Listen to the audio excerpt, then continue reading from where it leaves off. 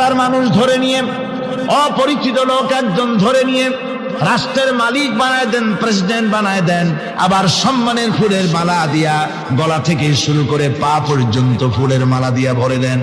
নাফরমানি যখন বাড়তে থাকে, এত বড় ক্ষমতার মালিক আমার আল্লাহ রাব্বুল আলামিন ফুলের মালাগুলি বাদ দিয়ে ফুলের মালার পরিবর্তে জুতার মালা গলায় পরাইয়া ফাঁসির মঞ্চে ঝুলাইয়া দেন।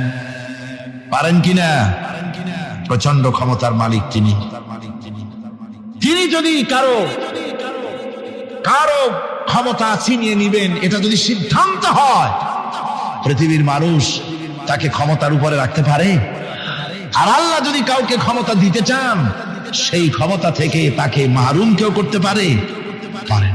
সমস্ত ক্ষমতার একমাত্র মালিক হচ্ছেন কে? আল্লাহ সুবহানাহু ওয়া তাআলা। মানুষেরা বোঝে না, তাই আত্মম্ভরিতা ক্ষমতার মোহে কি করবে দিশা করতে পারে। এই জন্য যারা মুমিন হবে তাদের এই চিন্তা মনের মধ্যে থাকবে, আত্মমর্যাদা আসবে, কারো সামনে হাত পাতবে না, হাত পাতবে তো আল্লাহ সুবহানাহু ওয়া তাআলার কাছে, কাউকে ভয়ও করবে না। আত্মমর্যাদার কারণে সে তার রিজিক সম্পর্কেও নৃশংস হয়ে যাবে, অর্থাৎ রিস্ক সম্পর্কেও তার পরোয়া থাকবে না, যে হক কথা যদি বলি তাহলে যদি আমার চাকরি না থাকে। আছেন এরকম লোক? হক কথা যদি বলি, চাকরি যদি না থাকে, দাওয়াত যদি আর না হয়, গুলি খেয়ে যদি মরি, এই চিন্তাও মুমিনের লোকের মধ্যে থাকে না, যেহেতু তার আত্মমর্যাদা এসেছে। রিস্কের মালিক মসজিদের মুতাল্লি নয়। অনেক ইমাম আছে মসজিদে, হক কথা বলতে সাহস পায় না। আছে না? চট্টগ্রামে না থাকতে পারে, বিভিন্ন জেলায় আছে, হক কথা বলার সাহস পায় না। মনে করে রিস্কের মালিক মুতাল্লি অথবা সেক্রেটারি। আর দুর্ভাগ্যজনক সত্য, বাংলাদেশের অধিকাংশ মসজিদের মুতাল্লি আর সেক্রেটারি এমন লোক যারা ধর্ম নিরপেক্ষতাবাদে বিশ্বাসী, যারা ইসলামের রাজনীতিতে বিশ্বাস করে না। এ ধরনের বহু লোক মসজিদের সেক্রেটারি, মেম্বার, মুতাল্লি হয়ে বসে আছে, আর মসজিদের ইমামদেরকে হক কথা বলতে দেয় না। আছে না?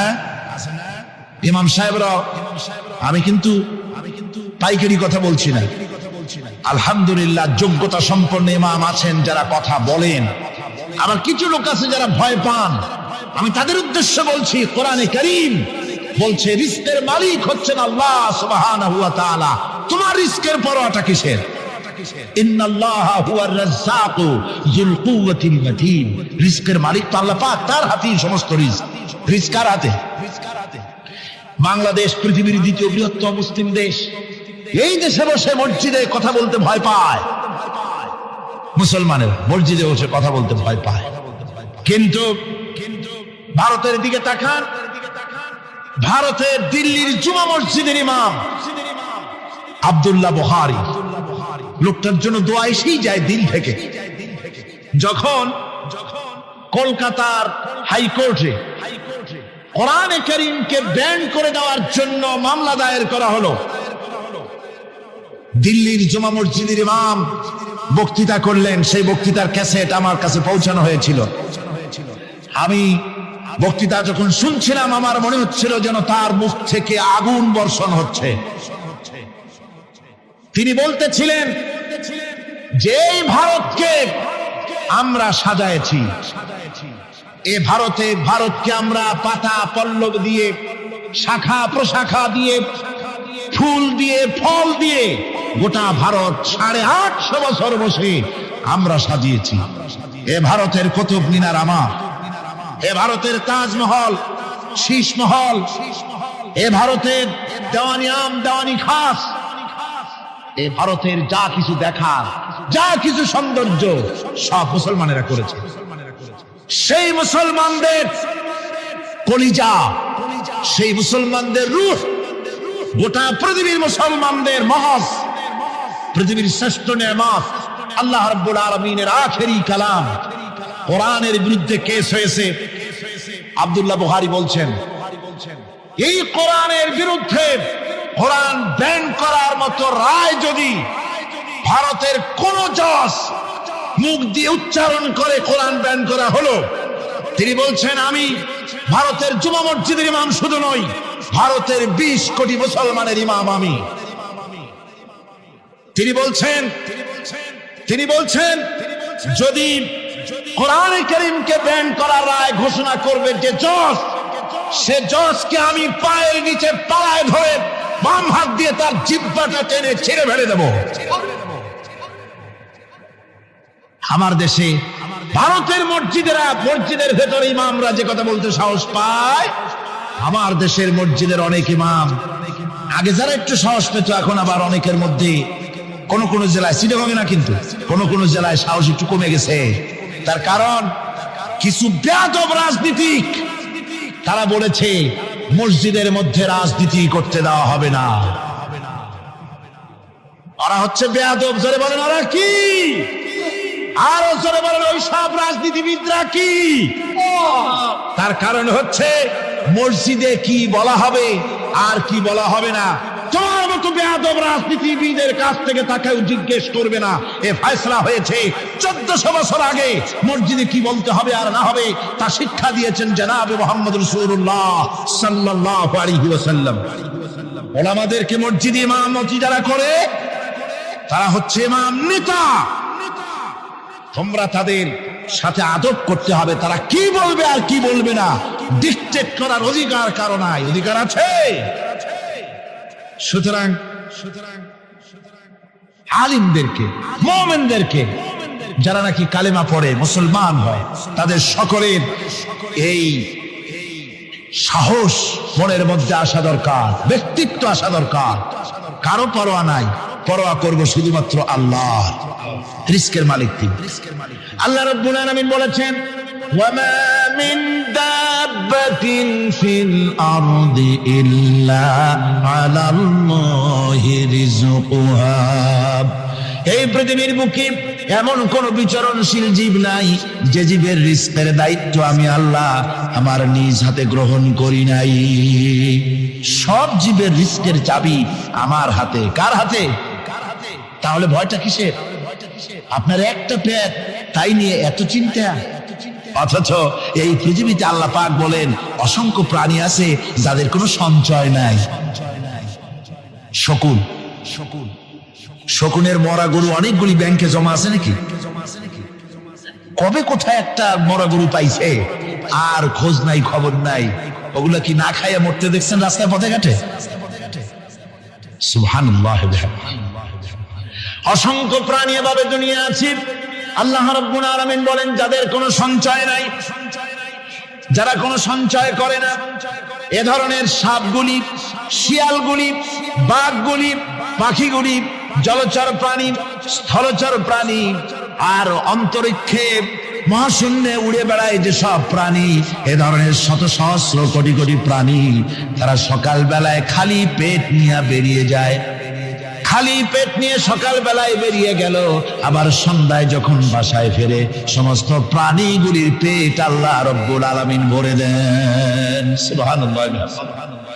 একটা প্রাণীও খালি পেটে বাড়ি ফেরে না। সুবহানাল্লাহ, সুবহানাল্লাহ। অথচ তাদের কিন্তু জন্ম নিয়ন্ত্রণের ব্যবস্থাও নাই। জঙ্গলে যত প্রাণী আছে তারা কি কোনদিন মিছিল করে এসে বলেছে বাংলাদেশ সরকার আমাদের জঙ্গলের মধ্যে কোনো খোঁজ খবর তা আপনারা রাখেন? এখানে বাচ্চা কাচ্চা বেশি হইতেছে আর খাওয়াইতে পারি না, এবার কিছু পরিবার পরিকল্পনার ওষুধপত্র পাঠান। কোনদিন বলেছে? বলে নাই, বলবেও না। কে খাওয়ায়? আল্লাহ পাক খাওয়া। আল্লাহ পাক খাওয়া। সুতরাং আল্লাহ রাব্বুল আলামিন রিস্কের মালিক, একথা বিশ্বাস করতে হবে। সেই বিশ্বাসের অর্থ এই নয় যে আপনি চুপ করে বসে থাকবেন আর ফেরেশতারা রান্না করে আপনারে রূপচাঁদা মাছ খাওয়াই দিয়ে যাবে, এরকম না। বিশ্বাস করতে হবে, কাজ করতে হবে। এর ফলে আল্লাহ রাব্বুল আলামিন রিস্কের ব্যবস্থা করবেন। ঈমান আনার পর প্রথম যে কোয়ালিটিটা হবে সেই কোয়ালিটি হচ্ছে পার্সোনালিটি, আত্মসম্ভ্রম, আত্মমর্যাদা। দুনিয়ায় কারোর সামনে মাথা সে নত করবে না। মাথা নত করবে কেবলমাত্র আল্লাহর কাছে।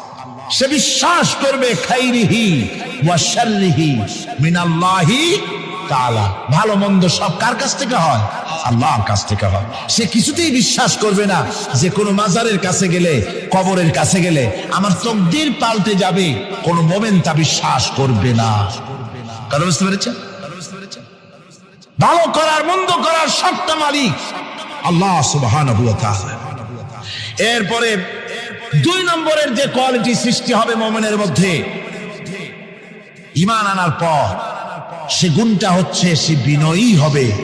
বিনয়, বিনম্রতা আর এক বৈশিষ্ট্য হবে। বিনয় এবং বিনম্রতার বৈশিষ্ট্য হবে। তার কারণ হচ্ছে ঈমান আনার পরে সে জানতে পেরেছে আল্লাহ রাব্বুল আলামিনের কর্তৃত্ব থেকে বেরিয়ে আসার ক্ষমতা কারো নাই। অহংকার করে যাব কোথায়? আস্ফালন করে যাব কোথায়? আল্লাহর রাজত্বের বাইরে, আল্লাহর ক্ষমতার বাইরে যাওয়ার ক্ষমতা তো কারোই নাই। সুতরাং অহংকার তার মধ্যে জায়গা পাবে না।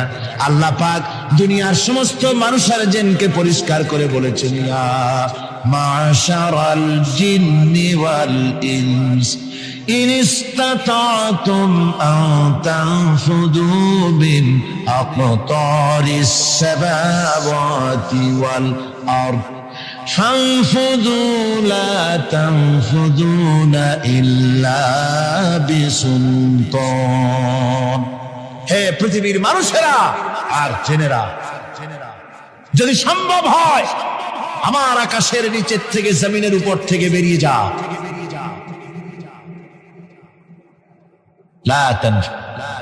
বেরিয়ে যেতে পারবে না। আমি আকাশ এবং জমিন থেকে যদি সম্ভব করতে পারো বেরিয়ে যা। আর যদি কোনো আকাশ থাকে তার নিচে যা, আর যদি কোনো জমিন থাকে তার উপরে যাও। এমন দেশ যদি পাও যেখানে আমার আলো ছাড়া কোনো আলো আছে, আমার বাতাস ছাড়া কোনো বাতাস আছে, আমার চাঁদ সূর্য ছাড়া কোনো চাঁদ সূর্য আছে, যাও সেখানে। আল্লাহ রাব্বুল আলামিন বলেন নাই এরকম যাওয়ার কোনো উপায় নাই। আমি আল্লাহ রাব্বুল আলামিন আকাশ আর জমিন দিয়ে প্যাকেট করে রেখেছি, আটকায় রেখেছি। আমার রাজত্ব থেকে, আমার ক্ষমতা থেকে, আমার কর্তৃত্ব থেকে বেরিয়ে যাওয়ার ক্ষমতা কোনো মানুষের নাই, কোনো জেনের নাই, কোনো প্রাণীর নাই। সুবহানাল্লাহ। মানুষ হচ্ছে অহংকার কিসের হবে? তোমরা হচ্ছ ফকির। আল্লাহ পাক বলছেন ওয়াল্লাহুল গনিয়্যু ওয়া আনতুমুল ফুকারা। আল্লাহ হচ্ছেন গনি। আল্লাহ কি? গনি, বেনিয়াজ, বেপরোয়া। ফাআলুল লিমা ইউরিদ, যা খুশি তাই করে। কারো মুখাপেক্ষী নন। কোরআনে কারীমে রব্বুল আলামিন বলেছেন, নবী আপনি আমার ব্যাপারে, আমার গুণাবলীর ব্যাপারে বলুন। কুল হুয়াল্লাহু আহাদ। পড়েন সবাই। কুল হুয়াল্লাহু আহাদ আল্লাহুস সামাদ লাম ইয়ালিদ ওয়া লাম ইউলাদ ওয়া লাম ইয়াকুল লাহু কুফুয়ান আহাদ। আল্লাহ পাক বলেন, বান্দারে ও আমার নবী আপনি বলুন, আল্লাহ পাক এক এবং একক, তিনি নিরঙ্কুশ, তিনি বেনিয়াস, তিনি কারো মুখাপেক্ষী নন, তিনি কাউকে জন্ম দেন নাই, তাকেও কেউ জন্ম দেয়নি। আকাশ এবং জমিনে আল্লাহর সমকক্ষ কেউ নাই। তোমরা হচ্ছ ফকির আর আমি আল্লাহ হচ্ছে বেনিয়াস। লিল্লাহি মা ফিস সামাওয়াতি ওয়া মা ফিল আরদ। আকাশে যা আছে, জমিনে যা আছে, সব আল্লাহ। সব কার? আল্লাহ পাকের। সুতরাং কিসের অহংকার, কিসের মাতবাড়ি? মানুষ পেছনের কথা ভুলে যায়, মোটেই চিন্তা করে না। একটু আগে যারা ক্ষমতায় ছিল আজকে তারা ক্ষমতা হারা। আজকে যারা ক্ষমতায় এলো তারা আবার ক্ষমতা মস্তদে বসে দুনিয়ার সব বিপদ আপদ ভুলে যায়। কি করে আরো বেশি লুটপাট করা যায়, আরো বেশি মানুষকে শোষণ করা যায়, মানুষ এই চিন্তাই করে। অহংকারে, ক্ষমতার দর্পে ফেটে পড়ে, চিন্তা করে না পেছনের কথা। আল্লাহ রাব্বুল আলামিন বলেন, যারা নাকি মুমিন, মুমিন বান্দাদের বিনয় এবং বিনম্রতা তাদের মধ্যে সৃষ্টি হয়ে যাবে। তার কারণ হলো আল্লাহ পাক বলেছেন, ওয়ালা তামশি ফিল আরদি মারহান ইন্নাকা লান তাখরিকাল আরদা ওয়া লান তাবলুগাল জিবালা তুলা। ওয়ালা তামশি ফিল আরদি মারহান, আমার জমিনের উপরে অহংকার করে পা ফেলো না। তুমি কি পারবে অহংকার করে আমার জমিনটাকে বাটাই দিতে? কি বলেন, পারা যাবে? অহংকার করে জমিনের উপরে লাথি মারেন জোরে, জমিন ফাটবে? ফাটবে না, আপনার পা ছিঁড়ে যাবে। আপনি কি পারবেন অহংকার করে পাহাড়ের উচ্চতা লাফ দিয়ে ছাড়াই যেতে পারবেন? তাও পারবেন না। সুতরাং আল্লাহ পাকের উপরে ঈমান আনলে পরে তাদের মাথা এভাবে নত হয়ে যায়, অহংকার তাদের মধ্যে জায়গা পায় না। অহংকার কিসের? কিসের অহংকার তোমার? মানুষ তার জন্মের কথা, কোরআনে কারীম বলে মানুষ কি তার জন্মের কথা স্মরণ করে না?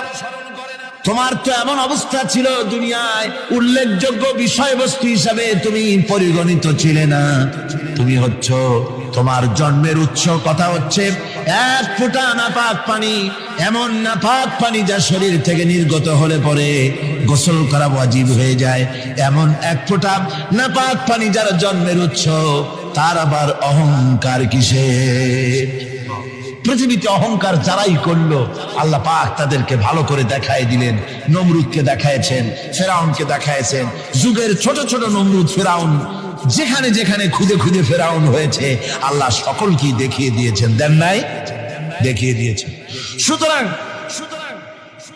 মাথা নিচু করে চলতে হবে, বিদ্যার বড়াই করা চলবে না। কত লেখাপড়া করেছো তুমি? এমএ পাস করেছো, তাতে কি হয়েছে? সবে মাত্র বর্ণবোধ পড়েছো, জ্ঞানের রাজ্যে পা ঢুকিয়েছো, এখনো কিছু শেখনি। টাইটেল পাস করেছো, তো কি হয়েছে? কদ্দুর শিখেছো? নিউটনের মতো মানুষ মৃত্যুর সময় বললেন, জ্ঞান সমুদ্রের বেলাভূমিতে দাঁড়িয়ে সামান্য বালু কণা নিয়ে নাড়াচাড়া করলাম, অথই সমুদ্রের কিছুই দেখতে পারলাম না। শেখ সাদি রহমতুল্লাহ আলাইহি ইন্তেকালের সময় বলেছেন, মালুম শোধ কি হিচ মালুম না শোধ, সারা জীবন সাধনা করে বুঝিলাম ইহা যে কিছুই বুঝিলাম না। এগুলি হচ্ছে জ্ঞানীদের কথা। আর কোন রকম ইউনিভার্সিটির বারান্দা দিয়ে 3-4 দিন হাঁটছে, কয় যে সব বুঝি। কি বুঝছো? There is no God. স্রষ্টা বলতে কেউ নেই। পাগল কি আর গাছে ধরে মিয়া? সুতরাং বিদ্যার বড়াই চলবে না, স্বাস্থ্যের বড়াই চলবে না, অর্থের বড়াই চলবে না। অর্থের বড়াই করবে, কত অর্থ তোমার হয়েছে? আল্লাহ যদি ইচ্ছে করেন ব্রেনের মধ্যে, মগজের মধ্যে এমন টিউমার করে দিবেন, মগজের মধ্যে এমন ক্যান্সার করে দেবেন, হার্টের ভিতরে এমন ক্যান্সার লাগাই দিবেন, 14 গোষ্ঠী বিক্রি করলে ঔষধের পয়সা হবে না। পারবে কিনা আল্লাহ কর? জোরে বলবেন, পারবেন কিনা? এমন বহুত অসুখ আছে ডাক্তাররা বোঝেই না ঔষধ দেবে কি। হযরত ইউনূস আলাইহিস সালাম মাছে তারে গিলে ফেলে দিল, হতাশায় তিনি হার্ট ফেল করেন নাই। মাছের পেটের মধ্যে যদি কেউ চলে যায়, বেরিয়ে যাওয়ার জন্য কোনো ব্যাকডোর আছে নাকি? কোন পালাবার কোন রাস্তা আছে?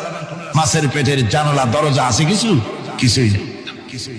তিনি হতাশ হলেন না, মাছের পেটের ভেতরে বসে হযরত ইউনূস আলাইহিস সালাম বুক ভরা আশা নিয়ে আল্লাহর দরবারে তিনি ঘোষণা করলেন, লা ইলাহা ইল্লা আনতা সুবহানাকা ইন্নী কুনতু মিনাজ জালিমিন। পড়েন না সবাই, লা ইলাহা ইল্লা আনতা সুবহানাকা ইন্নী কুনতু মিনাজ জালিমিন।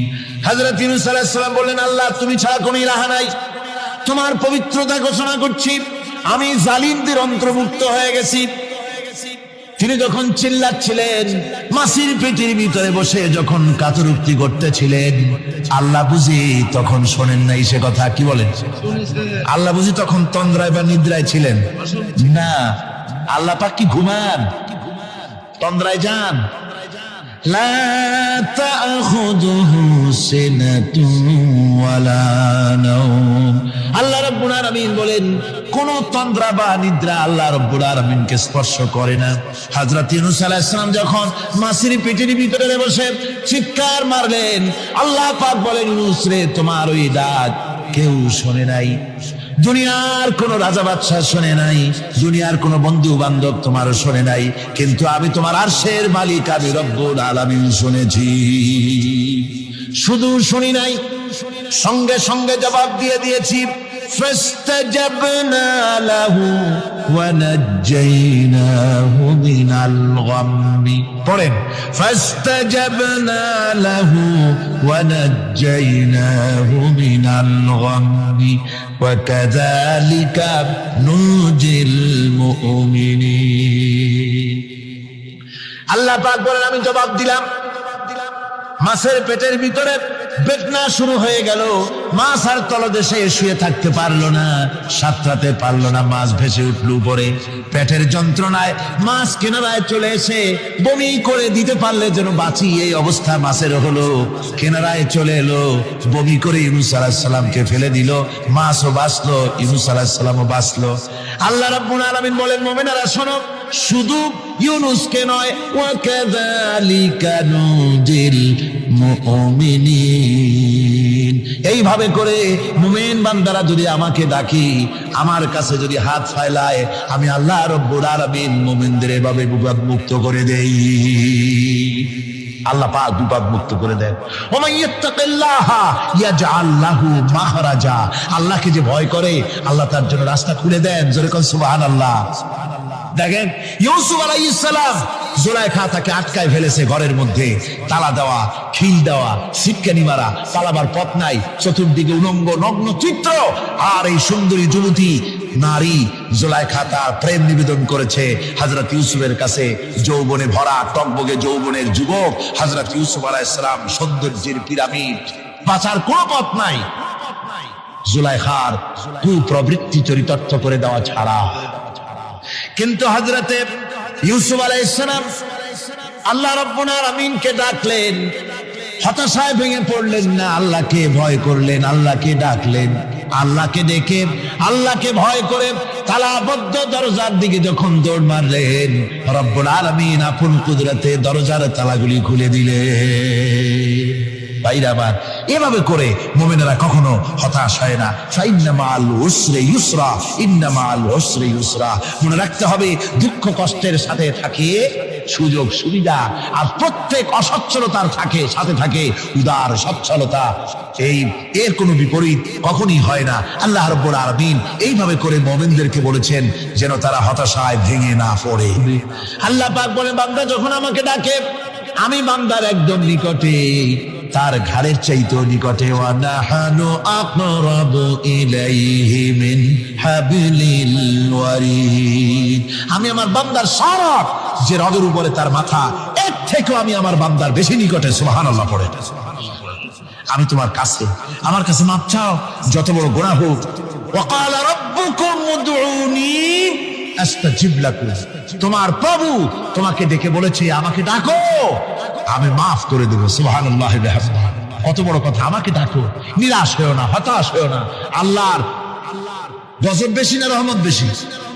আল্লাহর রহমত বেশি। হাদিসে কুদসির ভিতরে এসেছে, আল্লাহ পাক বলেছেন, কোন বান্দা যদি আমার দিকে এক বিগত অগ্রসর হয়, আমার রহমত তার দিকে এক হাত এগিয়ে যায়। কোন বান্দা যদি আমার দিকে হেঁটে আসে, আমার রহমত তার দিকে দৌড়ে যায়। বান্দা যখন আল্লাহর দরবারে দুহাত উঁচু করে চোখের পানি ফেলে দেয়, মুসলিম শরীফের হাদিসের ভিতরে এসেছে, গভীর রাত্রে, রাতের তৃতীয় অংশে আল্লাহ রাব্বুল আলামিন প্রথম আকাশে আসেন আর ডেকে বলেন, পৃথিবীতে আছো নাকি কেউ গুনাহ করে জীবন বরবাদ করে দিয়েছো, আমার কাছে মাপ চাও। ঋণগ্রস্ত আছো, অসুস্থ আছো, অপমানিত আছো, কে আছো মাজলুম, আমাকে ডাকো, আমার কাছে বলো, আমি ডাকে সাড়া দেব, জীবনের আশা পূরণ করে দেব। ওই সময় যেই সমস্ত লোকেরা কান্দে তাহাজ্জুদের নামাজ পড়ে, আল্লাহ জিজ্ঞেস করেন ফেরেশতারা, অমুক অমুক দেশ অমুক অমুক বান্দারা কান্দে কেন? ফেরেশতারা বলে, রব্বুল আলামিন তুমি তো ভালো করে জানো। আল্লাহ বলেন, জানি, তবুও তোমাদের মুখে শুনতে চাই। তারা বলে, রব্বুল আলামিন তোমার এই বান্দা গুনাহ করেছি, গুনার জন্য মাপ চায়, জাহান্নাম থেকে বাঁচতে চায়। আল্লাহ পাক বলেন ফেরেশতারা আমার এই বান্দারা আমারে দেখেছে নাকি? বলে দেখে নাই। বলে আমার দোজখ দেখেছে নাকি? বলে না তাও দেখে নাই। আমার বেহেশত দেখেছে নাকি? বলে না তাও দেখে নাই। আল্লাহ পাক বলেন ফেরেশতারা সাক্ষী দেখো, ওরা আমাকে দেখে নাই, আমার বেহেশত দোজখ কিছুই দেখে নাই, শুধুমাত্র আমার নবীর কথা, আমার কোরআনের কথা বিশ্বাস করে আরামের ঘুমকে হারাম করে যেভাবে তারা কাঁদতেছে, সাক্ষী থেকে যাও ফেরেশতারা, আমার রহমতের দরিয়ায় জোশ মেরেছে, আমার ওই ক্রন্দনরত বান্দাগুলিকে আমি আল্লাহ মাফ করে দিলাম। সুতরাং মুমিন বান্দা যারা, আল্লাহর মুমিন বান্দা যারা, এই ইমানের কোয়ালিটি, এটাও হতাশায় নিরাশায় ভেঙে পড়বে না। গুনাহ তো মানুষই করে, গুনাহ হয়ে গেছে মাফ চাও। তোমার গুনাহ কদ্দুর? তোমার গুনাহ যদি হয় পাহাড় সমান, আল্লাহর রহমত আকাশ সমান। জাহান্নামের কঠিন শাস্তি থেকে বাঁচতে হলে আল্লাহর প্রতি ঈমান আনতে হবে। আর ঈমান আনলে যে কোয়ালিটি গুলি হওয়া উচিত, সেগুলি আমি আপনাদের সামনে আলোচনা করছি। এরপর আরেকটি কোয়ালিটি হবে মুমিনের, তা হলো কঠোর কঠিন বিপদে অবিচল থাকবে, বিপদে ভেঙে পড়বে না। বিপদ আপদ, শত্রুতা, ক্ষয় ক্ষতি যা কিছু হয় সবই আল্লাহর পক্ষ থেকে, এটা মেনে নিতে হবে এবং ধৈর্য ধারণ করতে হবে। বিপদ মুসিবত শুধু উম্মতের জন্য নয়, দুনিয়ার সমস্ত নবীদের বিপদ এসেছে, হয় নাই? নবীদের বিপদ আসে নাই? কোরআনে কারীম থেকে শুনুন, আল্লাহ রাব্বুল আলামিন বলেন, وَكَذَلِكَ جَعَلْنَا لِكُلِّ نَبِيٍّ عَدُوًّا مِنَ الْمُجْرِمِينَ। আল্লাহ পাক বলেন, এমনি করে আমি সকল নবীদের শত্রু বানিয়ে দিয়েছি সব পাপিষ্ঠ আর অপরাধ প্রবণ লোকদেরকে। প্রত্যেক যুগে নবীদের শত্রু ছিল, প্রত্যেক যুগে নবীদের কি ছিল? শত্রু ছিল। সে শত্রু কারা ছিল? আল্লাহ পাক বলছেন নবীদের শত্রু ছিল পাপিষ্ঠ আর অপরাধ প্রবণ লোক, এরাই ছিল নবীদের দুশমন। রাসূলগণের অবস্থা যদি এই হয়, তাহলে তার উম্মত, ওই দিনের ধারক বাহক যারা, তাদের বুঝি বিপদ আপদ হবে না? নাকি হবে কিনা? তো ইসলামের বিরোধিতা যারা করে, কোরআনের পরিভাষায় বলা হয়েছে ইসলামের দুশমন, নবীদের দুশমন।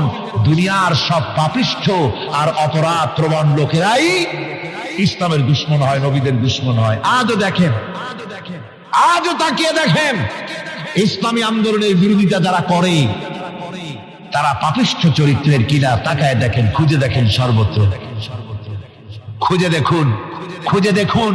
যারা ইসলামী আন্দোলনের বিরোধিতা করে, যারা ইসলামকে মিটিয়ে দেওয়ার চেষ্টা করতেছে, যারা ইসলামকে মৌলবাদ বলে, ইসলামকে সাম্প্রদায়িক বলে, কোরআনে কারীমের কথা কত স্পষ্ট যে নবীদের দুশমন হয়, ইসলামের দুশমন হয় মুজরিম লোকেরা, অপরাধ প্রবণ আর পাপিষ্ঠ লোকেরা।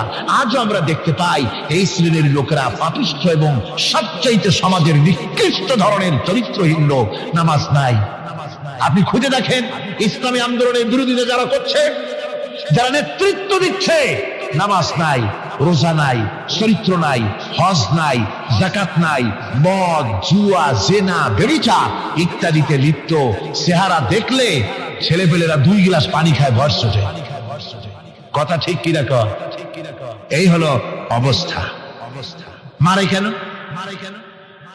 মুমিনদেরকে, পয়গম্বরদেরকে, সাহাবীদেরকে এবং ঈমানদারদেরকে মারে কেন?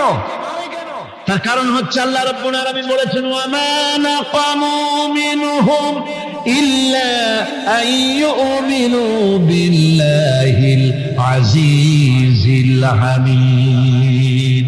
কাফিররা ঈমানদার লোকদেরকে অন্য কোন অপরাধী নির্যাতন চালায় না, নির্যাতন চালায় শুধু এই কারণে যেহেতু মুমিন লোকেরা পরাক্রমশালী, আল্লাহ রাব্বুল আলামিনের দ্বীনকে কায়েম করতে চায়, তার উপরে ঈমান এনেছে, এই কারণেই তারা মারে। ঠিক কিনা কর? যুগে যুগে নবীদের উপরে, সাহাবীদের উপরে যে অত্যাচার হয়েছে, সে অত্যাচার এই কারণেই হয়েছে, অন্য কোনো কারণে নয়। এই কঠিন বিপদে অবিচলতা এবং ধৈর্যের দৃষ্টান্ত নবীগণ পেশ করেছেন পৃথিবীর বুকে। আমরা দেখেছি ইব্রাহিম আলাইহিস সালামকে আগুনে ফেলানো হয়েছে, আছে না কোরআন শরীফে? আমি কিন্তু গল্প করতেছি না, সব কোরআনের কথা। কিসের কথা? ইব্রাহিম আলাইহিস সালামকে আগুনে ফেলানো হচ্ছে। অপরাধ কি? অপরাধ হচ্ছে হযরত ইব্রাহিম আলাইহিস সালাম দাওয়াত দিয়েছেন, লা ইলাহা ইল্লাল্লাহ। জোরে পড়েন লা ইলাহা ইল্লাল্লাহ, লা ইলাহা লা ইলাহা ইল্লাল্লাহ মুহাম্মাদুর রাসূলুল্লাহ। হযরত ইব্রাহিম আলাইহিস সালাম দ্বীনের দাওয়াত দিয়েছেন, এক আল্লাহর দাওয়াত দিয়েছেন, ঈমানের দাওয়াত দিয়েছেন। আর কোন অপরাধ ছিল না, নমরুদ সহ্য করতে পারলো না। কোরআনে কারীমের মধ্যে সব কথাগুলি আল্লাহ পাক এই জন্য বিধৃত করেছেন, এই জন্য কোরআনে কারীমের মধ্যে সব কথা উঠায় দিয়েছেন, যাতে করে মুমিনেরা বিপদ আসলে পরে যেন ঘাবড়ে না যায়। ইব্রাহিম আলাইহিস সালামকে আগুনে ফেলানো হচ্ছে, ফেরেশতা বলছে ইব্রাহিম তোমারে আগুনে ফেলায় দেওয়া হতেছে, আমার কাছে সাহায্য চাও, আমার কাছে ক্ষমতা আছে, আগুনগুলো উঠে নমরুদের বংশ জ্বালায় দেব। হযরত ইব্রাহিম ফেরেশতার কাছে সাহায্য চাইছিলেন নাকি? তিনি বললেন ফেরেশতা তোমার কাছে সাহায্য কেন চাইব? আমি তো এমন কোন অন্ধ আল্লাহর ইবাদত করি না যেই অন্ধ স্রষ্টা তার গোলামের দুঃখ দুর্দশা না দেখেন। আমি তোমার কাছে সাহায্য চাইব না। হযরত ইব্রাহিম আলাইহিস সালাম পাস করলেন। কি বলেন, পাস করছেন না? ঈমানের পরীক্ষায় পাস। আগুনের মধ্যে হযরত ইব্রাহিমকে যখন ফেলানো হচ্ছে, রব্বুল আলামিন আগুনের প্রতি নোটিশ করে দিলেন, ইয়া নারু কুনি বারদাও ওয়া সালামান আলা ইব্রাহিম। আগুন আমার ইব্রাহিমের জন্য শান্তিদায়ক, ঠান্ডা হয়ে যা। এখন কি আর আগুনের বাপের ক্ষমতা আছে ইব্রাহিমের পোড়ানো? আর ক্ষমতা নাই। আমার বন্ধুগণ, ইব্রাহিম আগুনের ভিতরে আরামে বসা আছেন, আর ওদিকে নমরুদ বসে বসে দেখতেছে দূর থেকে ইব্রাহিম তো জ্বলে না, গায়ের মধ্যে আগুন জ্বলে গেল। ডাক দিয়া কয়, আগুন তোর হলো কি? কেন জ্বালাইতে পারিস না আমার দুশমন রে? হলোটা কি তোর? তোর কি জ্বালানো শক্তি বন্ধ হয়ে গেল নাকি? আগুনের ভিতর থেকে জবাব এলো, নমরুদ রে আমার ভিতরে জ্বালানো শক্তি আছে কি নাই যদি প্রমাণ করতে চাও, টেস্ট করতে চাও, তুই নিজে আয়, তোরে শুদ্ধ তামাম দুনিয়া জ্বালাই দিতে পারি, ইব্রাহিমের এক গাছা পশমও জ্বালাই দিতে পারি না। তার কারণ হচ্ছে আমি হচ্ছি মাখলুক, আল্লাহ হচ্ছেন খালিক। আল্লাহ আমাকে বলেছেন না জ্বালাতে, তুমি 1000 বার বললেও আমি ইব্রাহিমকে জ্বালাইতে পারবো না। কোরআনে কারিমে ঘটনা বলে মুমিনদেরকে সাহস দেওয়া হচ্ছে, মুমিনেরা দ্বীনের কাজ করতে গিয়ে বিপদ আবাজ আসবে, ঈমানের দাবি হলো বিপদ আসবে, আর বিপদ আসলে ঘাবড়ায় যেও না, মুসিবতে পড়ে চিন্তায় পেরেশানে হয়রান হয়ে যেও না। বিশ্বকবি আল্লামা ইকবাল কি সুন্দর করে বলেছেন, আজ ভি হোক জু ইব্রাহিম কা ইমা पैदा आग कर सकती है एक अंदाज गुलिस्तां पैदा। ইব্রাহিমের ঈমান যদি আজিও কোথাও হয় বিদ্যমান, করতে পারেন অগ্নিকুণ্ডে খুবসুরত এক গুলিস্তান। আজও যদি আগুনের ভিতরে কোন নমরুদ কোন ইব্রাহিমকে যদি ফেলে দেয়, আল্লাহ রাব্বুল আলামিন আজও আগুনকে ফুলের বাগান বানায়া দিবেন। সুবহানাল্লাহ। ভয় পাওয়ার কারণ নাই, চিন্তা করার কোনো কারণ নাই। আমার বন্ধুগণ, হযরতে হুদ আলাইহিস সালামকে যখন সমাজের লোকেরা, রাষ্ট্রের লোকেরা ঘিরে ফেলে দিল, সমাজ শক্তি, রাষ্ট্র শক্তি যখন তাকে ঘিরে ফেলে দিল, ষড়যন্ত্রের পাহাড় তুলে দিল, তারে মেরে ফেলে দিবে, হযরত হুদ দেশ থেকে তা পালায় গেলেন না, ভয় পেলেন না। হযরতে হুদ আলাইহিস সালাম বললেন, কোরআনে কারীমে হযরত হুদের কথা কোট করা হলো, ফাকিদুনি জামিআন সুম্মা লা তুনজিরুন। সম্মিলিতভাবে ষড়যন্ত্র করো আমার বিরুদ্ধে, সবাই মিলে ষড়যন্ত্র করো, সুম্মা লা তুনজিরুন, আর আমাকে এতটুকু অবকাশ তোমরা দিও না। ইন্নী তাওয়াক্কালতু আলাল্লাহি রাব্বি ওয়া রাব্বিকুম, আমি ভরসা করেছি সেই আল্লাহর উপরে যার কুদরতি হাতের ভেতরে, যিনি আমাদের রব তোমাদেরও রব, আর যার কুদরতি হাতের ভিতরে তামাম পৃথিবীর জানগুলি যার হাতে, সে আল্লাহর উপরে ভরসা করেছি। ষড়যন্ত্র যদ্দূর আছে করতে থাকো, আমি ষড়যন্ত্র পরোয়া করি না। সুবহানাল্লাহ। এটাই হলো মুমিনের কোয়ালিটি। শুধু ঈমান লা ইলাহা ইল্লাল্লাহ মুহাম্মাদুর রাসূলুল্লাহ গরুর গোশত খাই, আর রবিউল মাস আসতে পরে ইয়া নবী সালাম আলাইকা, ইয়া রাসূল সালাম আলাইকা, তারপরে গরম গরম জিলাপি আর রসগোল্লা খাইলাম খুব বেশি করিয়া, এর নাম মুমিন নয়। মুমিন হচ্ছে তার চলায় ফেরায় ওঠায় বসায় সাহসিকতার তার এক আন্দাজ তৈরি হবে সে। আমার ভাইয়েরা, বিপদে অবিচলতা আমাদেরকে পয়গম্বরেরা শিক্ষা দান করেছেন। আমরা দেখতে পেয়েছি বিশ্বনবী জনাবে মুহাম্মদুর রাসূলুল্লাহ সাল্লাল্লাহু আলাইহি ওয়াসাল্লাম হিজরতের রাত, কাফেররা চতুর্দিকে দাঁড়ানো, হযরত জিবরাইল এসে বলেন ইয়া রাসূলুল্লাহ, হে কাফেররা চতুর্দিকে ঘিরে দাঁড়িয়েছে, গভীর রাত, এখন হাতে তাদের তরবারি, সকাল হলে পরেই তারা আপনাকে মেরে ফেলে দেবে, তাড়াতাড়ি ওঠেন, মদিনার দিকে চলে যান। আল্লাহ নবী ঘুমের থেকে জেগে হযরত আলীকে ডেকে বলেন, আলী, আল্লাহ অর্ডার করেছেন আমি মদিনায় চললাম, আমার বিছানার পরে আমার চাদর গায়ে দিয়ে শুয়ে থাকো। হযরত আলী বলেন, আল্লাহর হাবিব, আপনার চাদর গায়ে দিয়ে ঘুমিয়ে থাকবো, সকালবেলায় কাফির বেঈমানেরা আপনার বিছানার পরে আপনার চাদর গায়ে দেওয়া অবস্থায় আমি আলীকে তারা মুহাম্মদ মনে করবে, আর আমি আলীকে নবী মনে করে তারা তাদের তরবারি দিয়া কেটে কেটে টুকরা টুকরা করে আমারে বিদায় করে দেবে দুনিয়া থেকে। এতটুকুনো পরোয়া করি না, বরং আমার দিলের মধ্যে এটাই তৃপ্তি থাকবে যে আমি আলীর জীবনের বিনিময় আল্লাহর হাবিব দুনিয়ায় বেঁচে আছেন। নবীজি ঘরের থেকে বেরোলেন, চতুর্দিকে কাফেররা দাঁড়ানো, আল্লাহর নবী হাতে এক মুষ্টি বালু হাতে নিয়ে শাহ হাতের বজু পড়ে তিনবার দম করে বালুগুলো ছেড়ে দিলেন, বালিগুলি ঘরের চতুর্দিকে কাফেরদের চোখে চলে গেল। পরবর্তী সময় রব্বুল আলামিন ডেকে বলেন, নবীরে, বালি যখন নিক্ষেপ আপনি করেছিলেন, ধুলাগুলি আপনি তো শুধু নিক্ষেপ করেছিলেন, কিন্তু চতুর্দিকে কাফেরদের চোখে গেল কেমনে? একদিকে মেরেছিলেন, সেই দিকেই তো যাওয়ার কথা ছিল, চতুর্দিকের কাফেরের চোখে চোখে সেগুলো পৌঁছে গেল কেমনে? ওয়ামা রামাইতা ইদ রামাইতা ওয়ালাকিন্নাল্লাহ রামা। আপনি নিক্ষেপ করেন নাই, যখন আপনি নিক্ষেপ করেছিলেন আপনি তো শুধু বালু কণা ছেড়েছেন, আর ওই বালু কণাগুলি ঘরের চতুর্দিকে সব কাফেরদের চোখে পৌঁছবার দায়িত্ব আমার কুদরত গ্রহণ করেছিল। আমার ভাইরা, নবীজি বিপদে, এতগুলি শত্রু তরবারি নিয়ে তিনি বিপদে ধৈর্য হারা হন নাই, আস্তে করে ঘরের থেকে বেরিয়ে হযরত আবু বকরের বাড়িতে গিয়ে হাজির। দরজায় গিয়ে আওয়াজ দিলেন, আবু বকর। অমনি দরজা খুলে গেল, লাব্বাইক ওয়া সাদাইক। হুজুর বলেন, আবু বকর রে, একটা ডাকে কেমনে সাড়া দিলে? তুমি কি ঘুমাইছিলে না? হযরত আবু বকর বলেন, হুজুর, আপনি বলেছেন আমাকে নিয়ে হিজরত করবেন, আমি মনে মনে চিন্তা করেছি, না জানি কত রাত্রে নবীজি আসেন, উঠতে যদি আমার দেরি হয়ে যায়, নবীজি যদি দরজার কাছে দাঁড়ায় দাঁড়ায় আমারে ডাকাডাকি করে, আর আমি যদি ঘুমায় থাকি, তাহলে আল্লাহর নবীর সঙ্গে বেয়াদবি হয়ে যাবে। এই মনে করে বিছানায় না ঘুমাইয়া আপনার গলার আওয়াজ শোনার জন্য এই দরজার সঙ্গে পিঠ লাগাইয়া লাগাইয়া দাঁড়াইয়া ঘুমাচ্ছিলাম। আল্লাহর নবী হযরত আবু বকরকে সঙ্গে করে নিয়ে চললেন মদিনার দিকে, উল্টা পথে রওনা করলেন। বারবার কাবা শরীফের দিকে তাকাতে লাগলেন। বুখারী শরীফে এসেছে, নবীজি বারবার কাবার দিকে তাকিয়ে বলতেছেন, রে কাবা, বড় আশা ছিল তোর কাছে থাকবো, তোর খেদমত করব, কিন্তু তোর নিষ্ঠুর সন্তানেরা তোর কাছে আমারে থাকতে দিল না রে। আল্লাহ নবী মিসফালা দিয়ে জাবালে কেদোয়ার উপর দিয়ে চলে গেলেন জাবালে সুরে। গুহার কাছে যখন গিয়েছেন, হযর রক্ত হয়ে গেল।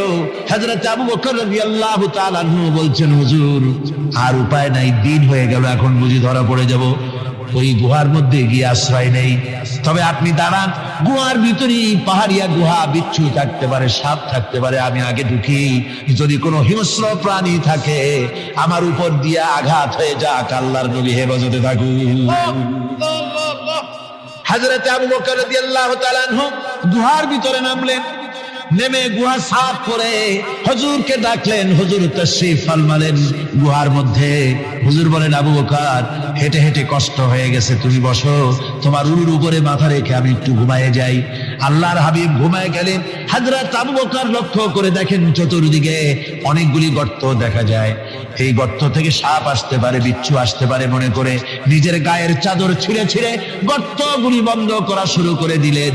কয়েকটা গর্ত বন্ধ করার মতো চাদর আর নাই, পাও দিয়ে চেপে ধরলেন। এক পাহাড়িয়া বিষধর সাপ বেরোবার জন্য চেষ্টা করে বেরোবার পথ খুঁজে নেই পেয়ে হযরত আবু বকরের পায়ের উপরে দংশন করেছে। বিষের যন্ত্রণায় হযরত আবু বকরের চোখ থেকে পানি দরদর করে পড়ছে। রাসূলুল্লাহর ঘুম ভেঙে গেল। আল্লাহ নবী তাকে বলেন, আবু বকর চোখে পানি কেন? বাড়ির কথা বুঝি মনে পড়ে গেছে? হযরত আবু বকর বলেন, ইয়া রাসূলুল্লাহ, আল্লাহর নামে কসম করে বলি, যেই দিন আমি ঈমান এনেছি ওই দিন থেকে আমার মা বাপ, আমার কোলে আমার সন্তান, আমার স্ত্রী, আমার জায়গা জমি ঘর বাড়ি, এমনকি আমার নিজের আত্মার চাইতে হুজুর আপনারে ভালোবাসি বেশি। তাহলে কাঁদো কেন? হযরত আবু বকর বলেন, হুজুর বাড়ির জন্য কাঁদি না, ছেলেপেলের জন্য কাঁদি না, সাপে দংশন করেছে, যন্ত্রণায় কাঁদতেছি। আল্লাহ নবী সঙ্গে সঙ্গে মুখ থেকে থুতু বার করে যন্ত্রণার জায়গায় লাগাই দিলেন। সঙ্গে সঙ্গে যন্ত্রণা বন্ধ হয়ে গেল। হুজুর বললেন, আবু বকর প্রথম যখন তোমার এই আঘাত করেছিল সাপে, আমাকে কেন তাড়াতাড়ি বলো নাই? এতক্ষণ তো তোমার কষ্ট হতো না।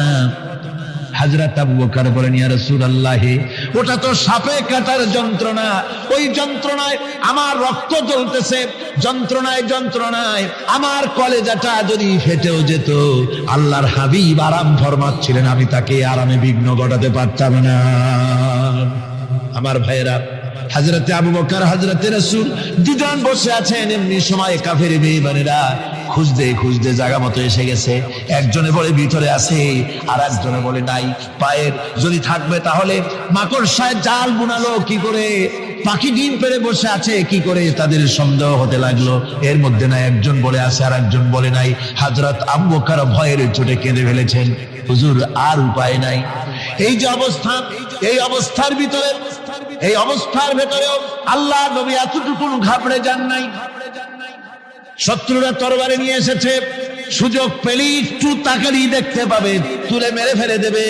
আল্লাহর হাবিব মোটেই ধৈর্য হারালেন না, এতটুকু হতাশ হলেন না। আল্লাহ পাকের হাবিব তার সাথীকে কি বললেন? তখন কোরআনে কারীম সূরা তাওবার মধ্যে আল্লাহ তা উদ্ধৃত করেছেন মুমিনদের জন্য, ইযহুমা ফিল গার ইয ইয়াকুলু লিসাহিবিহি লা তাহজান ইন্নাল্লাহা মা'ানা। ও আমার সাথী, ও বন্ধু, ভয় করো না, চিন্তা করো না, আমরা মাইনরিটি নই, আমরাই মেজরিটি। তার কারণ আল্লাহ আমাদের সাথে আছেন। সুবহানাল্লাহ, আল্লাহ আমাদের সাথে আছেন। আর বন্ধুগণ, কোরআনে কারীমে রব্বুল আলামিন বলেন, فأنزل الله سكينته عليه وأيده بجنود لم تروها। আল্লাহ পাক তার মনের মধ্যে গভীর প্রশান্তি এবং স্বস্তি দান করলেন, আর এমন সৈন্য দিয়ে সাহায্য করলেন যে সৈন্যদেরকে তোমরা দেখতে পাও না। এভাবে করে রব্বুল আলামিন মুমিনদের বিপদে আপদে মুসিবতে সব সময় আল্লাহ পাক মুসলমানদেরকে সাহায্য করেছেন। জোরে বলেন সুবহানাল্লাহ। মুমিনদের সাহায্যকারী আল্লাহ। তাই ইসলামী আন্দোলনের সাথে যারা আছে, যারা কর্মী, যারা নেতা, যারা মুমিন, যারা ঈমানদার, মেঘের মতো প্রচন্ড কালো মেঘ হয়ে চতুর্দিক থেকে অন্ধকারের মতো সে এসেছে বিপদ। কোন বিপদ না, আল্লাহ পাক সাহায্যকারী। কে সাহায্যকারী? জোরে বলেন, সাহায্যকারী কে? আল্লাহ সুবহানাহু ওয়া তাআলা। তিনি সাহায্য, ভয় নাই। আল্লাহ পাকের উপর ঈমান আনলে পরে কলিজার ভিতরে দুর্জয় সাহসের সৃষ্টি হয়ে যায়, কোনো ভয় অন্তঃকরণে তার থাকে না। আল্লাহ পাক সাহায্য করেন। আর আল্লাহর উপরে ঈমান আনলে পরে রব্বুল আলামিন বলেছেন, ইয়া আইয়ুহাল্লাযীনা আমানু হাল আদুল্লুকুম আলা তিজারাতিন তুনজিকুম মিন আযাবিন আলীম।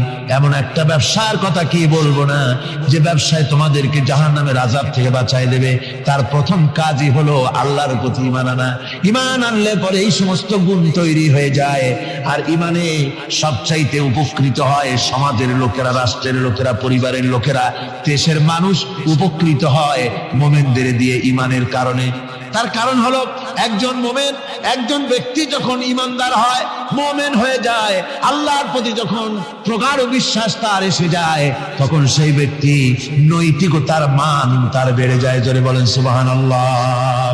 নৈতিক চরিত্রের উপরে সে প্রতিষ্ঠিত হয়, সে মিথ্যা বলতে সাহস পায় না। মুমিন ব্যক্তি মিথ্যা বলতে সাহস পায়? পায় না। কেন পায় না? মিথ্যা বলতে সাহস পায় না, ঠকাতে সাহস পায় না, ওজনে কম দিতে সাহস পায় না, শয়তানি বদমাশি করতে সাহস পায় না। তার কারণ হলো আল্লাহ পাক বলে দিয়েছেন, মুমিন কোরআনের ভিতরে পড়েছে, ইয ইয়াতালাক্কাল মুতালাক্কিয়ানি আনিল ইয়ামিনি ওয়ালিশ শিমালি কাঈদ। দুজন নিয়ন্ত্রণকারী ফেরেশতা তোমার ডানে এবং বামে বসে বসে তোমাকে নিয়ন্ত্রণ করছে, কোথায় যাও কি করো এই ফেরেশতারা বসে বসে সব দেখতেছে। মা ইয়ালফিযু মিন কাওলিন ইল্লা লাদাইহি রাকীবুন আতীদ। মানুষ এমন কোনো কথা বলে না যা ফেরেশতারা রেকর্ড না করে, সব রেকর্ড হয়ে যায়। তাই মুমিন ব্যক্তি দায়িত্বহীন কথা বলতে পারে না। মুমিন ব্যক্তির চরিত্র ভালো হয়ে যায়, সে যে কথা বলে বুঝে শুনে কথা বলে, সে যে ওয়াদা করে বুঝে শুনে ওয়াদা করে। যেহেতু সবকিছুর জবাব কিয়ামতে দিতে হবে। কোথায় দিতে হবে? কোথায় দিতে হবে? কিয়ামতে আল্লাহর দরবারে জবাব দিতে হবে। মহান আল্লাহ রাব্বুল আলামিন বলেছেন, ওয়ালাকাদ খালাকনাল ইনসানা ওয়া না'লামু মা তুওয়াসবিসু বিহি নাফসু। মানুষ সৃষ্টি করেছি আমি, তার অন্তঃকরণের ভিতরে ওয়াসওয়াসা কি হয় আমি জানি। এই জন্য মুমিনেরা মনের ভিতরে কোনো খারাপ কল্পনাও করতে পারে না। খারাপ কল্পনা করলেও তার হিসাব দেওয়া লাগবে আল্লাহর কাছে। কার কাছে? ওয়াইন তুবদু মিন আনফুসিকুম আও তুখফুহু ইউহাসিবুকুম বিহিল্লাহ। আল্লাহ বলেন, মনের মধ্যে যেসব কল্পনা করো তা প্রকাশ করো আর গোপন রাখো, ওইটার হিসাব নেব আমি আল্লাহ পাক। কিয়ামতের দিন আমার কাছে হিসাব দিতে হবে। বন্ধুগণ, এই জন্য মুমিন যারা, মুমিনদের চরিত্র প্রতিষ্ঠিত হয়, মুমিনদের ধারণা থাকে যেখানেই যাই না কেন, যেখানেই বসি না কেন, সেখানেই আল্লাহ, আল্লাহ ছাড়া কোনো জায়গা নাই। আছে নাকি? আছে। আল্লাহ পাক বলেন, মা ইয়াকুনু মিন নাজওয়া সালাসাতিন ইল্লা হুয়া রাবিউহুম। তোমরা যেখানে তিনজন মিলে পরামর্শ করো, মনে রেখো তিনজন নও, ওখানে চতুর্থ সত্তা আমি রব্বুল আলামিন তোমাদের কাছে আছি। সব শুনি আর দেখি। পাঁচজন যেখানে হও সেখানে আমি ষষ্ঠ। এর থেকে যদি কম হও, এর থেকে যদি বেশি হও, বান্দারে তুমি আছো যেখানে আমি আল্লাহ আছি সেখানে। উপায় নাই, সব জায়গায় আমি দেখতে পাচ্ছি। শুধু তাই নয়, রাত্রিবেলায় মানুষেরা গোপনে পরামর্শ করে, করে না? করে কিনা? রাতে রাতে পরামর্শ করে, এক জায়গায় বসে, হলের মধ্যে, পাহাড়ের মধ্যে, কোন জায়গায় বসে পরামর্শ করে। কি পরামর্শ?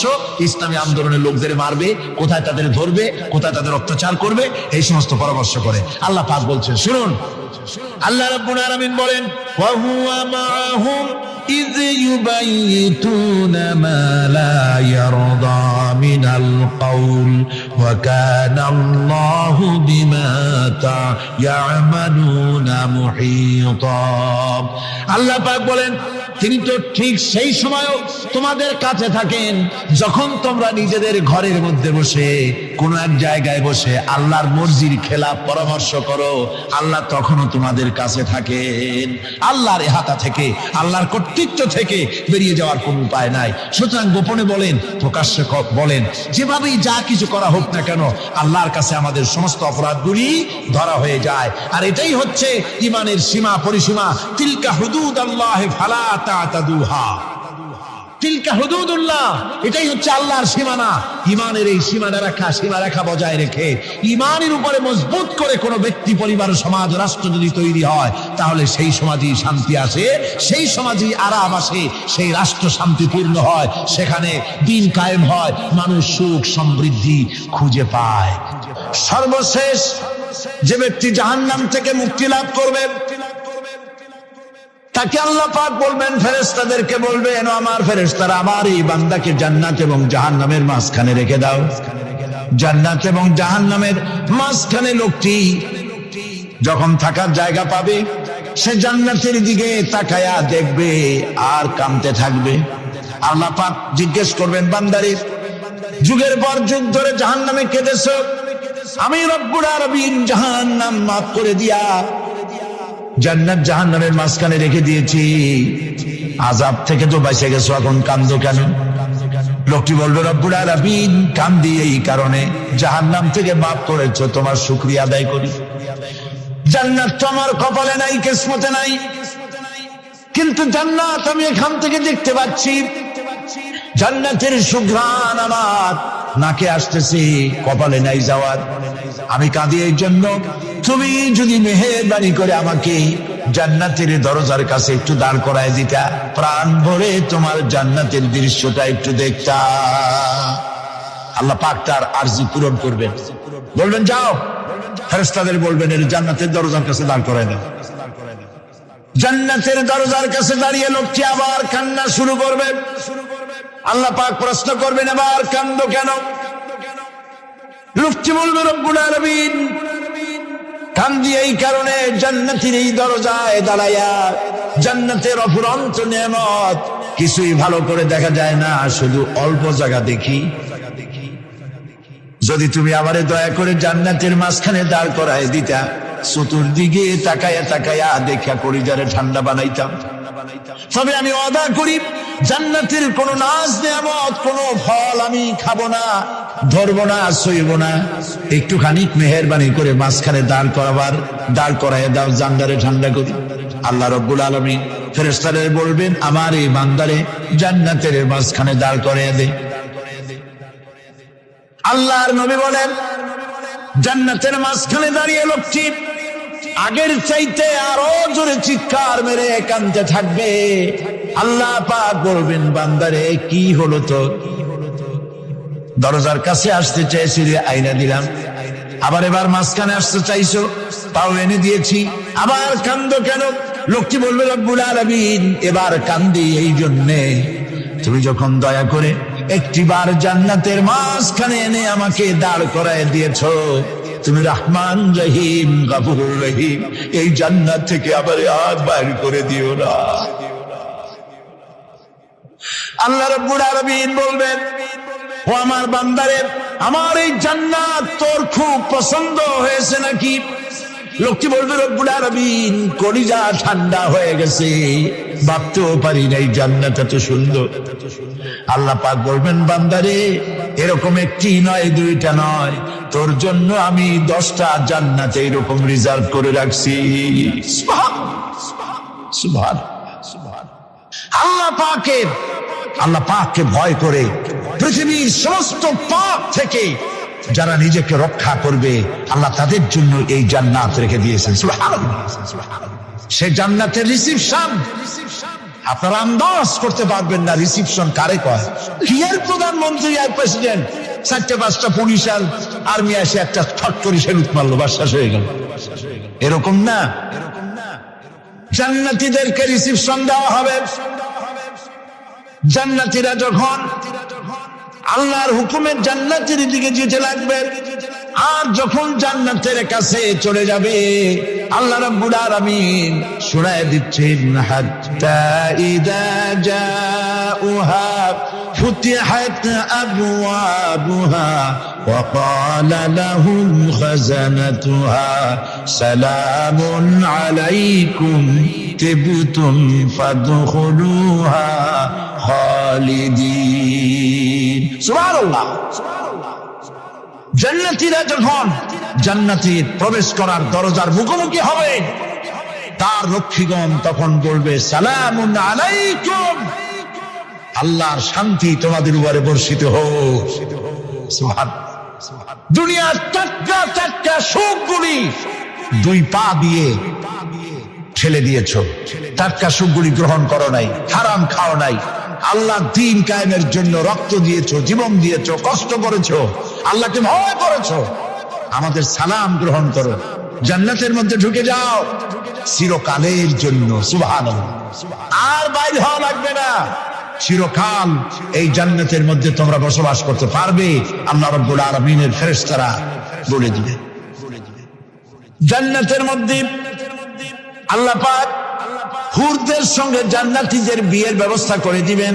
কোরআনে কারিমে আল্লাহ পাক বলেন, মুত্তাকিইনা আলা সুরুজিম মাসফুফাতিন ওয়া যাওয়াজনাহুম বিহুরিন ঈন।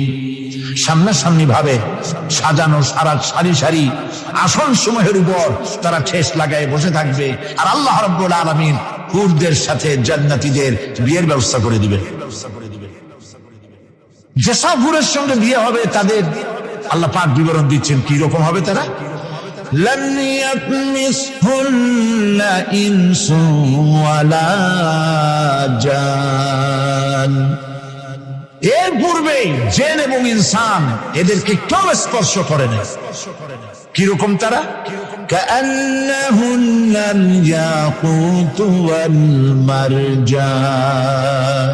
যেমন ঝিনুকের ভিতরে মণিমুক্তা থাকে, এইভাবে আল্লাহ পাক তাদেরকে পবিত্র করে রেখে দিয়েছেন।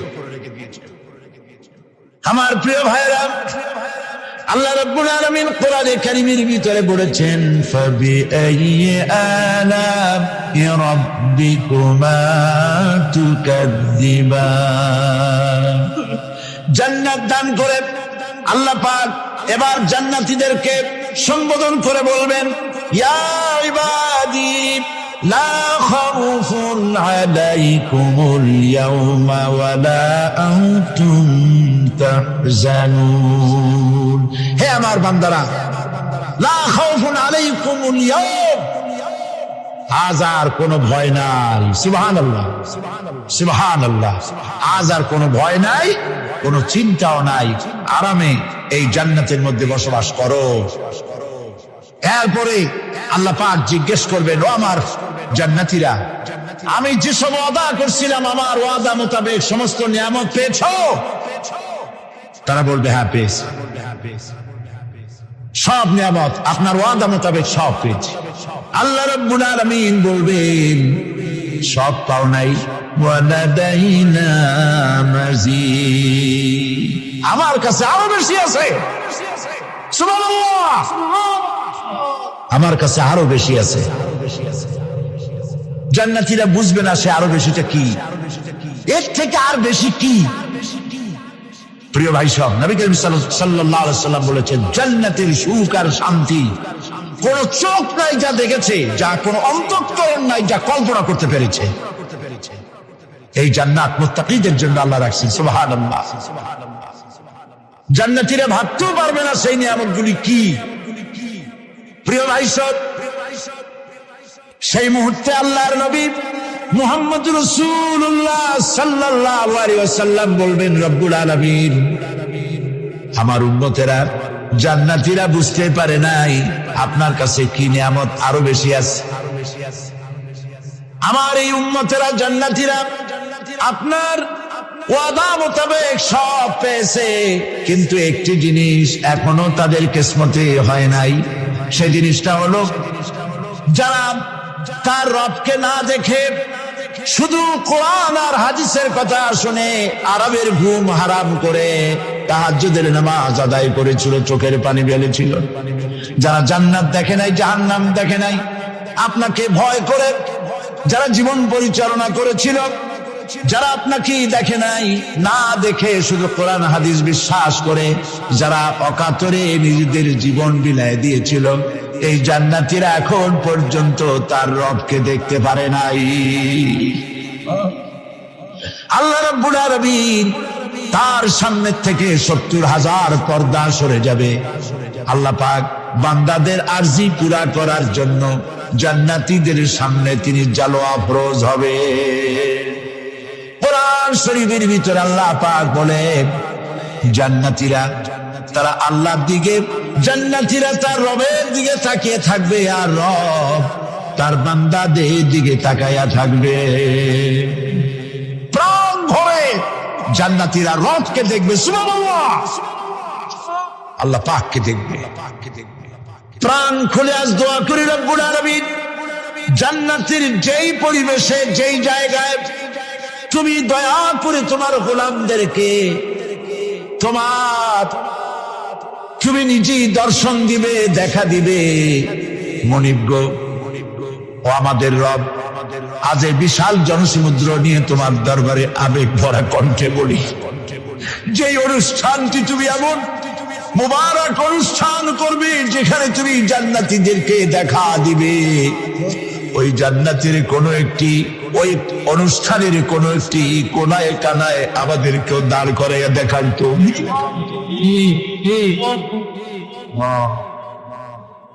ভাই সব আল্লাহ রাব্বুল আলামিন মানুষের সামনে এত সব নিয়ামত রেখেছেন, এই জান্নাত দান করবেন।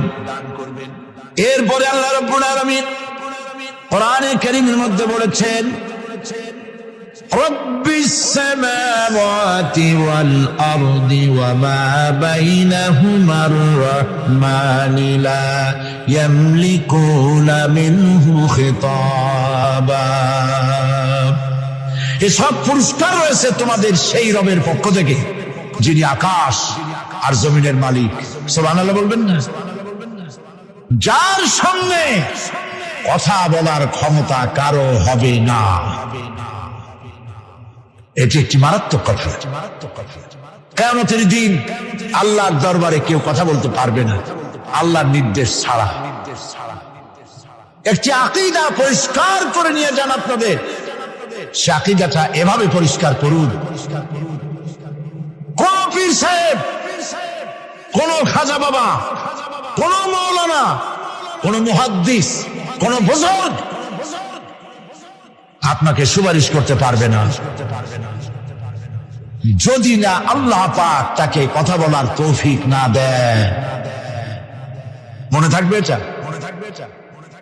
আয়াতুল কুরসির ভিতরে আমরা পড়ি, মান যাল্লাযী ইয়াশফাউ ইনদাহু ইল্লা বিইজনিহি।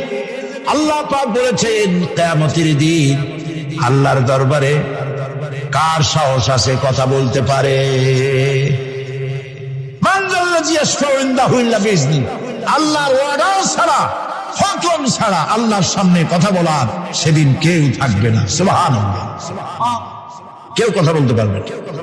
সুপারিশ করতে হবে আল্লাহ যারে বলেন তুমি করো, অমুকের জন্য করো, সেই ব্যক্তি শুধু তার জন্যই করতে পারবে, আর কেউ কথা বলতে পারবে না। সেই কঠিন হাসরের ময়দান, যেদিন শুধুমাত্র আল্লাহ পাক কথা বলবেন, আর যারে বলতে বলবেন সেই কেবলমাত্র বলতে পারবে। সুপারিশ এটি আল্লাহ পাক কিয়ামতে পারমিশন দিলে বলা যাবে। হযরত ইব্রাহিম আলাইহিস সালাম কিয়ামতের দিন তার নিজের পিতা সম্পর্কে সুপারিশ করবেন। রব্বুল আলামিন আমার আব্বার জন্য সুপারিশ করতেছি, মেহেরবানি করে জাহান্নাম থেকে তারে আপনি রক্ষা করুন। আল্লাহ রব্বুল আলামিন বলবেন, ইব্রাহিম তোমার সুপারিশ মঞ্জুর হবে না।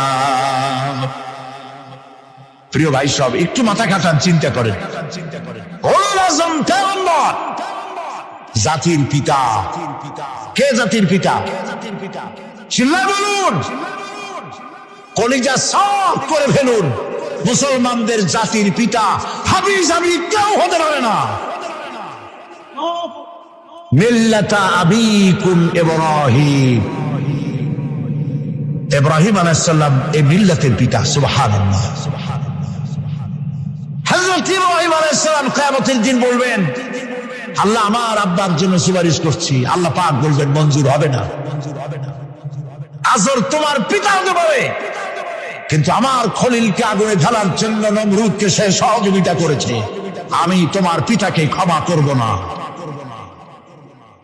নবী করিম সাল্লাল্লাহু আলাইহি ওয়াসাল্লামকে সাহাবায়ে কেরাম জিজ্ঞেস করেছেন, হে রাসূল আপনার আব্বা এবং আম্মার অবস্থা কি হবে?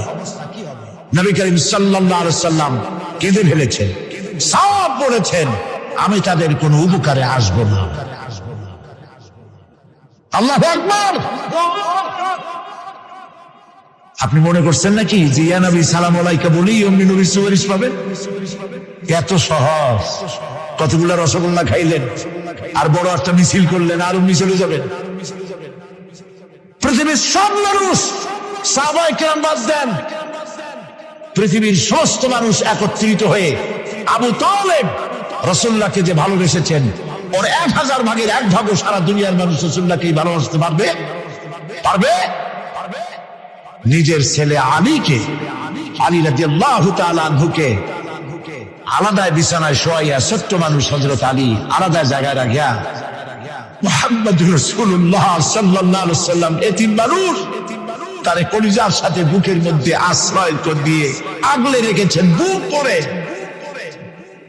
সেই আবু তালেব মৃত্যুর সময় নবী করিম সাল্লাল্লাহু আলাইহি ওয়াসাল্লাম বলেছিলেন, চাচা একটি বার আমার কানে তাওহীদের কালেমা শোনায় দেন। আবু তালেব, তার কিসমতে ছিল না কালেমা। মরে যাওয়ার পর একজন সাহাবী বলেছিলেন, ইয়া রাসূলুল্লাহ, মৃত্যুর সময় আবু তালেবের মুখ আমি নড়তে দেখেছি, তিনি কালেমা পড়েছেন সম্ভবত। রাসূলুল্লাহ সাহেব বলেছেন, আমি শুনি নাই। এত ভালোবাসার পরও হাদিস শরীফে এসেছে আবু তালেব জাহান্নামে যাবে। কোথায় যাবে? জাহান্নামে। সবচাইতে কম আযাব হবে কার? আবু তালেবের। কম আযাবটা কি? হাদিস শরীফে এসেছে কম আযাব হলো জাহান্নামের আগুন দিয়ে 1 জোড়া জুতা তৈরি করে আবু তালেবের পায়ে পরিয়ে দেওয়া হবে। সেই জাহান্নামের আগুনের তৈরি করা জুতার তাপে আবু তালেবের মাথার ঘিলুগুলো টকবক করে বয়ে পড়তে লাগবে। এত ভালোবেসে যদি কিয়ামতে উপায় না হয়, আপনি ইয়া নবী সালাম আলাইকা, ইয়া রাসূল সালাম আলাইকা আর কতগুলো জিলাপি খাইলেন, বড় একটা মিছিল করলেন। প্রিয় ভাই সব, এইসব বিদআত ছাড়ুন, এগুলি সুস্পষ্ট বিদআত। রাসূলুল্লাহকে ভালোবাসবেন, সাহাবীরা যেভাবে ভালোবেসেছেন ওইভাবে ভালোবাসবেন। আল্লাহ রাব্বুল আলামিন বলেন, যালিকাল ইয়াউমুল হক ফামান শাআ আত্তাখাযা ইলা রাব্বিহি মাআবা। এই দিনটি অবশ্যই আসবে, সেদিনটি নিশ্চিতভাবে আসবে। আর এখন যার ইচ্ছা সে তার রবের দিকে অগ্রসর হোক। ইন্না আনজারনাকুম আযাবান করিবান ইয়াওমা ইয়ানজুরুল মার'উ মা কদ্দামাত ইয়াদাহু ওয়া ইয়াকুলুল কাফিরু ইয়া লাইতানি কুনতু তুরাবা। ইন্না আনজারনাকুম আযাবান করিবা, খুব নিকটবর্তী একটি আযাব সম্পর্কে আমি তোমাদেরকে সতর্ক করে দিলাম। কে বলতেছেন? আল্লাহ পাক। লক্ষ্য করুন আল্লাহ কি বলছেন, খুব নিকটবর্তী একটি কঠিন শাস্তি, আযাব অর্থাৎ কিয়ামত, এ সম্পর্কে আমি তোমাদেরকে সতর্ক করে দিলাম। ইয়াউমা ইয়ানজুরুল মার'উ মা কদ্দামাত ইয়াদাহু, সেদিন প্রত্যেকটি লোক যা সে পাঠিয়ে দিয়েছিল এখানে, অর্থাৎ যা করেছিল সেগুলি সে দেখতে পাবে। আর তখন ওয়ায়াকুলুল কাফিরু ইয়া লাইতানি কুনতু তুরাবা। সেই কিয়ামতের ময়দানে অবস্থা দেখে কাফেরেরা বলবে, আহারে মানুষ না হইয়া যদি মাটি হইয়া যেতাম, যদি মাটি হতাম, যদি মানুষ না হয়ে না জন্মতাম, আজ এই হাসরের ময়দানে এইখানে এই বিচারের মুখোমুখি হতাম না, মাটি হইলে বরং অনেক ভালো হতো।